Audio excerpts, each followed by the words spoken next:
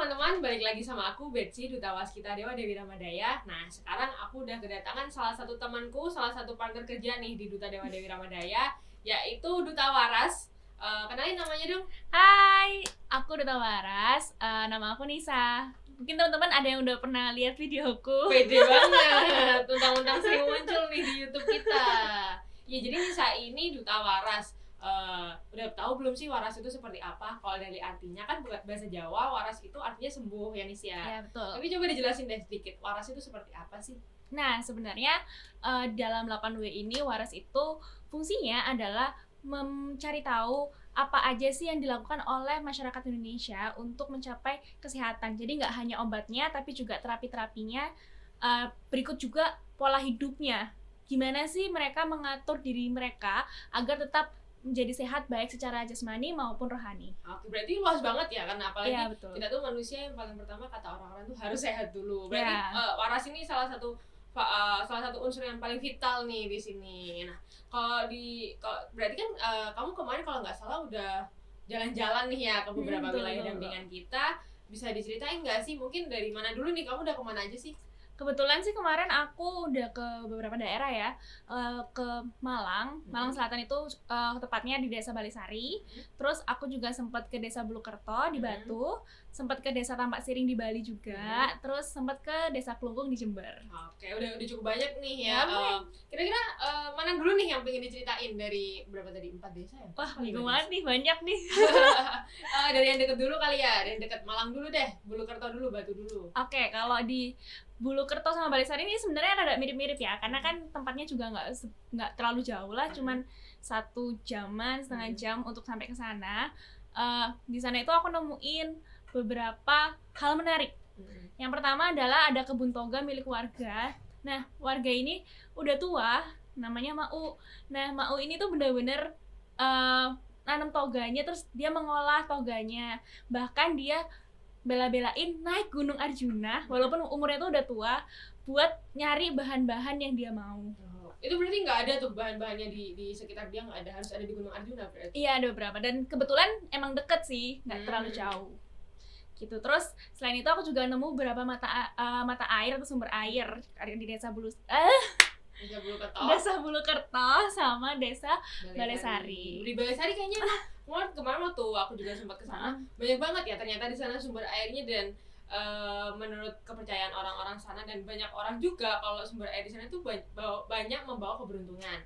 Nah, tapi kalau dari sisi waras ini kan bisa dibilang kamu nggak cuma ngelihat dari perasaannya orang-orang aja, tapi juga secara ilmiah. Kamu udah pernah sempat dapat sebuah kesimpulan tentang sumber air di Balesari? Nah, di Balesari sama Bulukerto ini kan keduanya punya sumber air nih. Nah, kedua-duanya itu sama-sama dijaga dengan baik. Sebenarnya sih nggak cuma di Balesari sama Bulukerto. Waktu aku ke Tampak Siring pun di sana juga ada sumber air, dan sumber air itu selalu dijaga dengan baik.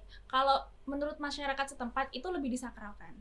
Nah, tapi kalau dari yang aku tangkap, sebenarnya kenapa sih mereka itu menyakralkan suatu sumber air itu karena untuk menjaga kejernihannya, untuk menjaga agar sumber air itu tidak terkontaminasi sehingga bisa dimanfaatkan oleh banyak orang di sekitarnya.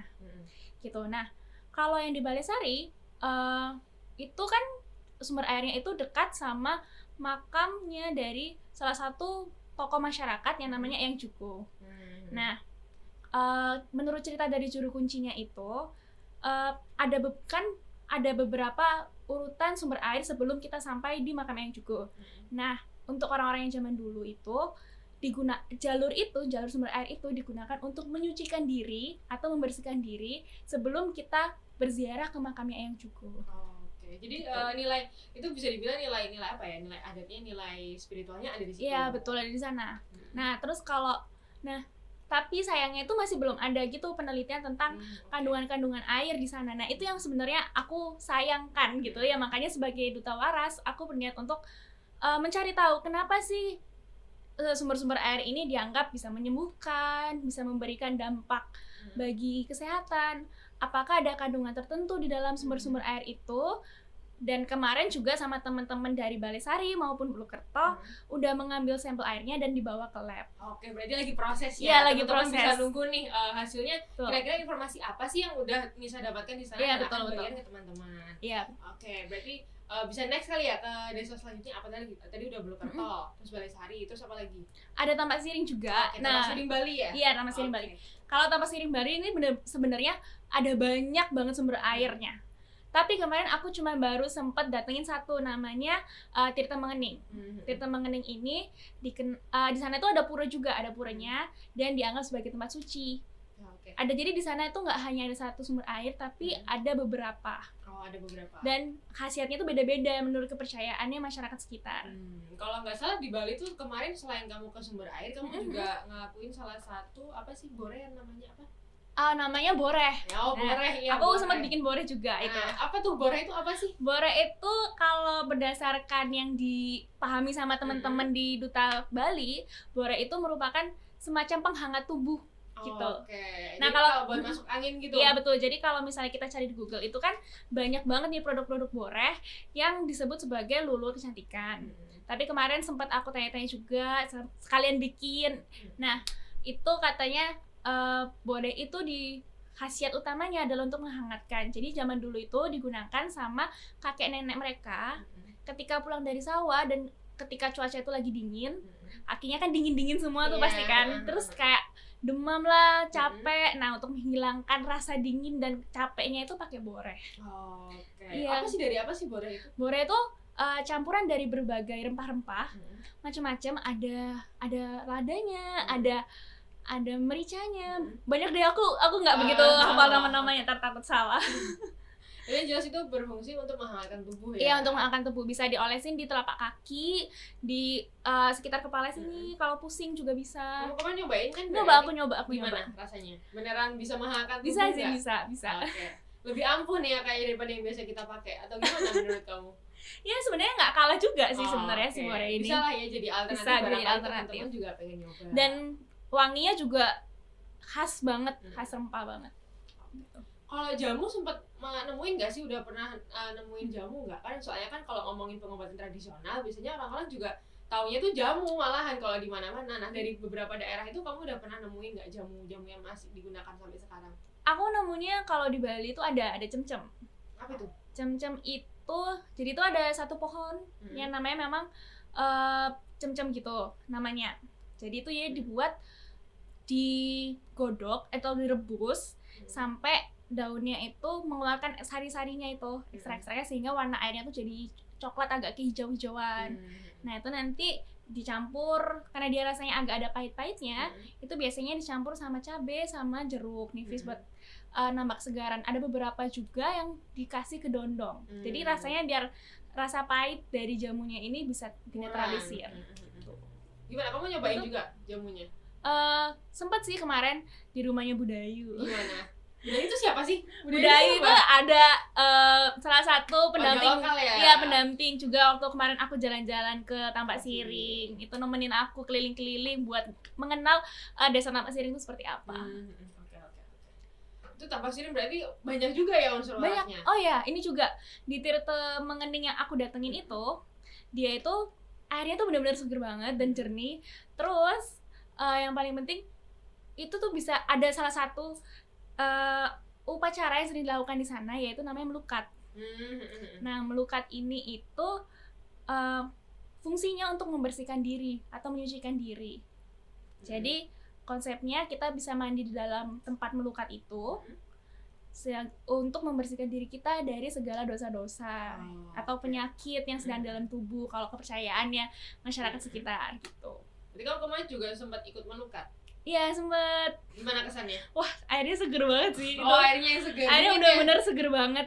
Oke, emang Bali punya banyak hidden gems ya. Apalagi wilayah dampingan kita itu bisa dibilang salah satu wilayah yang bukan, mungkin teman-teman yang biasa ke Bali biasanya kan banyak ke pantai. Jangan kamu kemarin banyak ke sumber air. Iya, itu agak beda nih, bisa jadi referensi teman-teman untuk barangkali waktu liburan ke Bali. Ada nih hal lain yang bisa dieksplor dari Bali. Iya benar, karena kan ini melukat ini sebenarnya juga masuk dalam konsep spa atau solus per aquam. Solus per aquam itu kan gimana cara kita mengobati diri dengan menggunakan air gitu.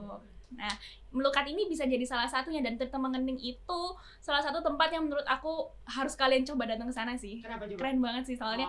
Karena di sana juga nggak cuma satu sumber air yang bisa kalian lihat, tapi ada berbagai sumber-sumber dengan fungsi-fungsinya masing-masing. Instagramable nggak tempatnya? Berarti bisa ya sekalian sama sambil hunting-hunting lucu gitu bisa ya? Bisa. Oke, berarti ada dapat rekomendasi tempat baru nih. Iya, dan Mengening di betul. di mana tuh? Desa Tampasiri. Bali. Karena kan kita nggak cuman jalan-jalan aja, nggak cuman mainan airnya aja, tapi kita juga bisa mengenal kebudayaannya masyarakat itu di sana seperti apa. Gitu kan. Jadi meskipun bermain tapi sambil belajar. Iya, gitu. betul. Oke, kita pindah ke wilayah lain nih. Apa yang? Oke. Kelungkung ya, Jember ya? Kelungkung Jember. Oke. Kalau Kelungkung Jember itu menarik juga. Mereka itu kan salah satu tempat di mana banyak banget tanaman mawar, kopi, terus ada cengkeh juga. Nah, aku ngajak teman-teman dari duta desa untuk memproduksi obat-obatan dari hal-hal yang ada di dalam desanya mereka itu, kayak mawar, cengkeh. Jadi untuk memanfaatkan itu. Contohnya kayak kopi. Kopi itu kan kalau misalnya di desa mereka itu baru dijual dalam bentuk kepingan gitu, dalam bentuk biji. Selain itu bentuk olahannya belum ada. Nah, padahal kita bisa bentuk tuh ampas lurus buat kecantikan dari ampas kopi itu. Nah, itu aku lagi ngajak teman-teman buat bikin itu sih. Kapan nih kira-kira kita bisa nyobain juga nggak? Bisa, boleh. Lagi diproduksi secara massal apa gimana tuh? Ini lagi coba-coba, masih coba dulu. Nanti kalau misalnya udah jadi bakal dikabarin ke teman-teman. Bisa lah ya. Nanti kita bisa cobain bareng-bareng. Terus kalau nggak salah nih, kamu juga suka nanam nggak sih? Karena video-video kamu kayaknya banyak nih yang nanam ya. Apa cuma emang itu bagian dari waras juga atau gimana? Iya juga sih, karena kan yang ditanam itu adalah tanaman toga, di mana itu nanti bisa dimanfaatin buat kita bentuklah dalam bentuk suatu minuman kah, atau makanan, atau langsung obatnya. Ini kan karena kalau kita nggak mulai nanam dari sekarang, kan nggak akan ada yang tumbuh dan nggak akan ada yang bisa dimanfaatkan. Betul. Kayaknya lebih enak nanam sendiri nggak sih? Iya, betul. Lebih enak nanam sendiri atau beli? Kalau aku sih nanam ya. Kenapa? Karena kan ketika kita nanam sendiri, kita tahu rasanya bagaimana merawat itu, dan ketika kita dapat hasilnya pun kita akan ada rasa kepuasan yang lebih. Gitu. Jadi kayak, wih bangga nih nanam bangga sendiri banget loh, nih. Gitu. Ini gua nih yang bikin nih. Berarti nanam sendiri ya. Tapi kan sekarang banyak nih yang nggak punya lahan. Emang toga bisa tuh ditanam di pot gitu? Bisa. Oh bisa. Apa aja sih toga tuh sebenarnya? Mungkin teman-teman banyak yang belum tahu nih, termasuk aku juga masih. Wah, banyak. Apa aja sih yang termasuk tanaman toga tuh, bisa disebutin nggak? Kira-kira yang menurut kamu paling kamu sarankan untuk ditanam teman-teman di rumah? Banyak nih, karena teman-teman tahu sendiri, kayak misalnya kita sering masak jahe, kita sering masak pakai kunyit, pakai kencur, pakai itu namanya kan sering disebut empon-empon. Kalau di Jawa ya. Iya, empon-empon. Ya, itu bisa kita tanam sendiri di depan rumah kita. Terus kemarin juga sempat aku kan dari Palangsari tuh. Di Palangsari tuh banyak bawang daya yang berkeliaran. Oh iya, bawang daya. Iya, itu ada kan di videonya ya, bawang daya. Teman-teman bisa nonton juga nih nanti edisi spesial bawang daya. Nah, ini juga kan bawang daya ini kan sesuatu yang lagi kita teliti juga, lagi kita gali manfaatnya buat kesehatan sehingga bisa dimanfaatkan oleh banyak orang. Nah, kemarin aku tuh sempat nih bawa pulang ke Surabaya karena mau aku olah juga, mau aku produksi. Nah, ada satu tanaman yang sebenarnya ini nggak sengaja. Jadi awalnya emang mau aku produksi aja. Tapi di rumah ada budeku, aku lupa bilang kalau ini mau dibuat diproduksi, sama budeku ditanam. Dikira tanaman, iya. Dan ternyata tumbuh di Surabaya. Tumbuh di Surabaya. Iya, bisa di Surabaya. Di dataran tinggi kayak di Palangsari. Iya, bisa. Ternyata aku juga kaget sih sebenarnya. Teman-teman bisa juga. Bawang daya, bisa datang ke kita order bawang daya kalian, ntar kita bisa carikan atau bisa bantu untuk teman-teman bisa dapat bawang daya langsung dari Palangsari. Nggak cuman itu sih, mungkin banyak kok tanaman toga yang lain yang bisa ditanam sama teman-teman, kayak asam, mungkin yang kecil-kecil yang sering teman-teman temuin di pasar itu jangan dihabisin semua tapi ditanam lagi. Wah, sudah ditanam gitu ya. Banyak banget nih kayaknya kalau kita mecah satu-satu tentang apa aja yang udah ditemuin Nisa, kayaknya bisa sampai besok nih, nggak selesai edisinya gitu. Mungkin nanti bakalan ada ya, kayak bawang daya kan udah pernah dijelasin nih videonya. Terus mungkin yang lain karena belum atau sudah, nanti Nisa bakalan terus explore tentang waras dan akan tetap kita upload videonya. Jadi teman-teman juga bisa secara detail mendapatkan informasi tentang apa aja sih teman-teman Nisa di daerah-daerah. Nah, Tapi kalau selama ini apa sih yang bikin kamu senang jadi duta waras? Wah, banyak banget sih, karena sebagai duta waras kan kita punya kesempatan, keuntungan sih kalau menurut aku, bisa keliling-keliling nemuin teman-teman yang di daerah. Nah, itu pengalaman yang menarik karena kita bisa kenalan sama orang-orang baru, terus kita coba kerja sama mereka, coba mengerti mereka, terus untuk mengajak mereka tertarik dengan dunia kita pun itu selalu satu tantangan yang luar biasa dan menyenangkan sih kalau menurut aku. Menyenangkan atau menantang nih? Atau dua-duanya? Menyenangkan karena menantang. Oke, bisa. Dan juga aku juga kan bisa dapat kesempatan kayak tadi yang di Desa Tambak Siring, yang biasanya cuma liburannya ke Kuta, ke Nusa Dua, makan di Jimbaran, sekarang bisa nemu nih Tirta Mengening. Sisi lain dari Bali. Ternyata di daerah-daerah itu banyak banget yang bisa dieksplorasi. Nggak harus tempat wisata, nggak harus hal-hal yang terlihat, tapi juga kebudayaan salah satunya adalah bagaimana sih orang-orang di daerah tersebut menjaga kesehatannya. Itu yang masuk di Duta Waras ini yang Nisa kerjakan selama ini. Apa sih hambatan kamu selama visit ke daerah-daerah? Yang susah ya itu adalah apa ya yang susah ya?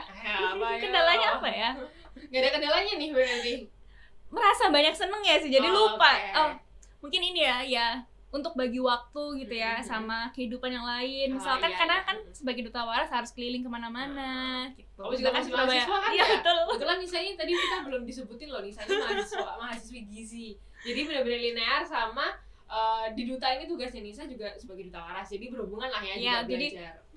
Niatku kan sebagai, karena aku juga mahasiswa gizi, untuk memastikan apa yang dikonsumsi masyarakat itu, apa yang dimanfaatkan oleh masyarakat itu sesuai dengan kandungan yang sebenarnya. Jadi tidak ada mispersepsi. Jadi aku bisa membangun masyarakat yang sehat melalui jurusanku maupun juga sebagai duta waras. Oke, mantap banget nih. Gila.